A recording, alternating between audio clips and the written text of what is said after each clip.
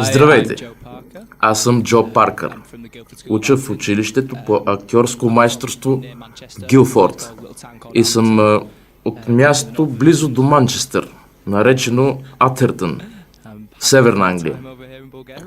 Прекарвам си чудесно тук в България. Това е едно изцяло ново преживяване за мен. Наистина ми харесва интерпретация в групата, заради различните националности и възрасти. Мисля, че сме от 11 до над 30 годишни. На прекрасно място сме. Репетираш и когато погледнеш нагоре, виждаш планината, която ти спира дъха. Групата работи много добре заедно, обсъждайки с Рекс и Стере, които са брилянтни. Аз имах много добър опит с Шекспир.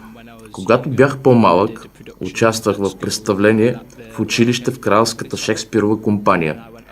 И след това отидах там и участвах в Сън в лятна нощ. По това време се опитваха да вкарват Шекспир повече в училищата и мисля, че това трябва да се случва. На мен ми харесва този опит и това беше една от причините да стана актьор. След това в университета направихме Макбет. И сега тук правим Бурята, което е уникална възможност. Всъщност, Шекспир ме изгражда като артист. Играя един от няколкото Ариел, а също и богинята Юнона. Затова ще нося рокля и може би малко грим, играйки главната богиня. Забавно е и също така изискващо от гледна точка на движенията, разбирането на ключовите думи на български, слушането и говоренето на езика, което е изцяло нещо ново за мен. Защото преди не съм правил пиеса на друг език, но наистина ми харесва, че използваме различни техники от Англия, например Лабан и съчетаването им с начина на работа. Българските актьори мисля, че това съчетание е много добро и допринася много свежи идеи. Никога не се запъваме, защото винаги можем да направим нещо друго и да променим ситуацията. Да добавим нов привкус на сцената или частта, която работим. По различни начини.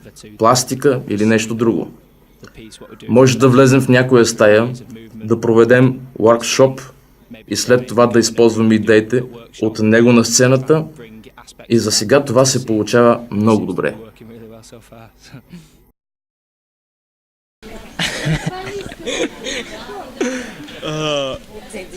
One from that's in the play. Okay.